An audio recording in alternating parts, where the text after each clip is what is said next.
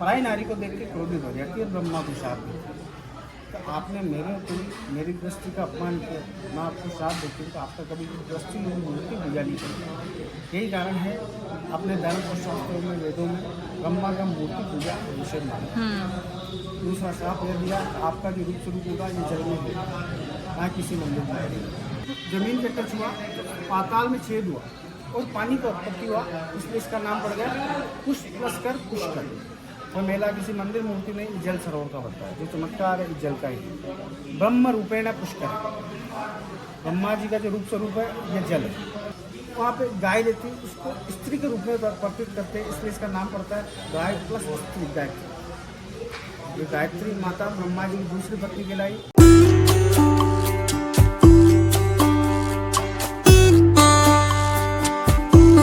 भगवान ब्रह्मा ने ब्रह्मा जी को कमल का पुष्प दिया अपनी नाभि में से। ब्रह्मा का जो उत्पत्ति हुआ, पद्म पुराण अपने जो एक पुराण है हिंदू में, पद्म पुराण अनुसार ब्रह्मा का उत्पत्ति हुआ कमल के पुष्प हुआ। वह पुष्प भगवान ब्रह्मा को दिया था विष्णु भगवान ने अपनी नाभि में से निकाला। ब्रह्मा जी ने ब्रह्मलोक से कमल का पुष्प गिराया। वह पुष्प ब्रह्मा के 7 चक्कर लगा था, यहाँ बीच में यहाँ गिरने से जब पुष्प जमीन पे टच हुआ, पाताल में छेद हुआ और पानी का उत्पत्ति हुआ, इसलिए इसका नाम पड़ गया पुष्प प्लस कर पुष्कर। पुष्प यानी फूल, कर यानी हाथ। संस्कृत में फूल को कहते हैं पुष्प, हाथ को कहते हैं कर। जब दोनों का संधि हुआ तो इसका नाम पड़ गया पुष्प प्लस कर पुष्कर। अब आप लोग कहते हैं ना पुष्कर चलो, पुष्कर चलो। पुष्कर जी का इधर में कोई मंदिर नहीं है, कोई मूर्ति नहीं है। पुष्कर नाम जल का है, जो चमत्कार है इस जल का है। अमीर, गरीब, राजा, राष्ट्रपति, प्रधानमंत्री जो भी आता है पहले सरोवर पे आके प्रसाद चला के फिर ब्रह्मा जी का मंदिर का दर्शन करता है। अब आप लोग बोलेंगे ब्रह्मा का मूर्ति स्थापित क्यों है? ब्रह्मा का तो भगवान ब्रह्मा ने यहाँ पे 10,000 वर्षों की तपस्या की इस स्थान को सिद्ध करने के लिए। सिद्ध करने के बाद भगवान ब्रह्मा ने यहाँ पे मुहूर्त निकाला। इस यज्ञ को स्थान चयनित करने के बाद 10,000 वर्षों की तपस्या की। तपस्या करने के बाद भगवान ब्रह्मा ने यह मुहूर्त निकाला 5 दिन का। भगवान ब्रह्मा ने यज्ञ किया था। कार्तिक का महीना सुना आपने? हाँ जी। नवंबर महीने में दीपावली के ठीक 10 दिन बाद एकादशी जो आती है, एकादशी से पूर्णिमा का यहाँ मेला भरता है। वह मेला किसी मंदिर मूर्ति नहीं, जल सरोवर का भरता है। जो चमत्कार है इस जल का ही। ब्रह्म रूपेण पुष्कर, ब्रह्मा जी का जो रूप स्वरूप है यह जल है। तब भगवान ब्रह्मा ने कार्तिक महीने में एकादशी से पूर्णिमा का यहाँ का जिसे कहते हैं पुष्कर मेला। आपने सुना कोई पुष्कर मेला? हाँ जी। जैसे नासिक में, इलाहाबाद में, हरिद्वार में कुंभ का मेला भरता है, जैसे हमारे यहाँ साल में 5 दिन पुष्कर मेला भरता है। मेला पुष्कर जल का भरता है। कब लगता है?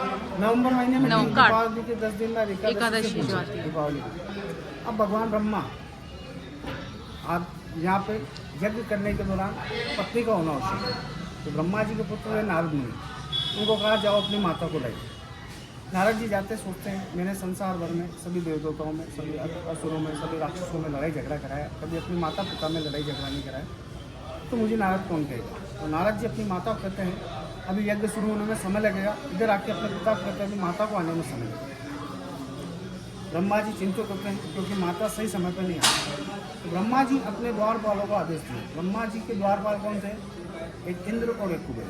आप मंदिर जाएंगे, एक साइड इंद्र भगवान है, एक साइड कुबेर भगवान है। ये भगवान ब्रह्मा के 2 द्वारपाल हैं। ब्रह्मा की दूसरी पत्नी है माँ गायत्री। अब इनका जन्म कैसे हुआ? भगवान ब्रह्मा ने इंद्र भगवान को कहा जाओ दूसरी कन्या को लाइए, क्योंकि शुभ मुहूर्त कभी टलता नहीं हिंदू धर्म में।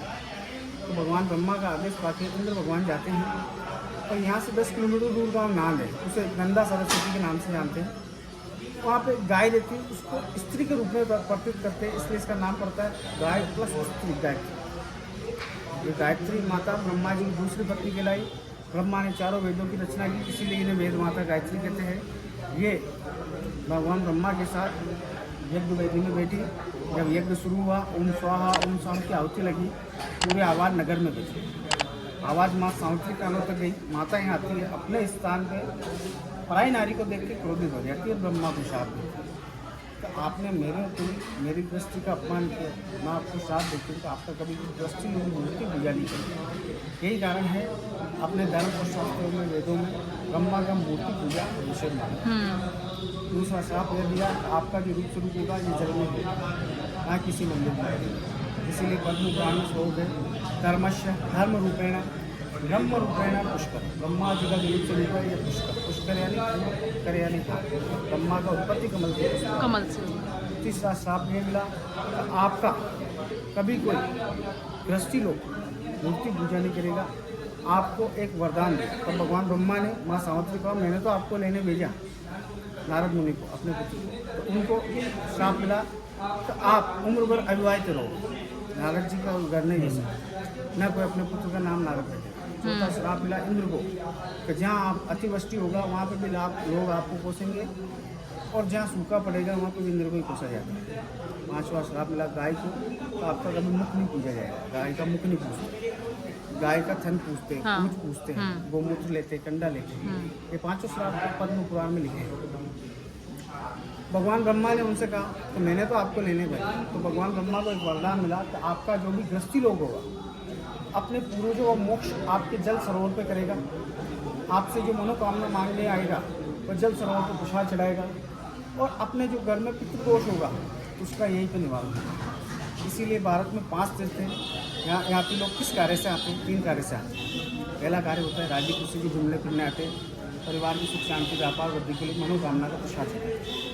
20 रुपये का प्रसाद आता है परिवार के नाम से, यहीं पर व्यक्ति ब्राह्मण द्वारा चढ़ाया जाता है। दान दक्षिणा जो भी होती है वो 1000 मंदिर 52 घाटों पर चढ़ती। किसी का कोई जबरदस्ती नहीं, जैसा भगवान ने आपका घर बनाया वैसा दान पुण्य करते हैं, ब्रह्मा जी का मंदिर का दर्शन करते हैं।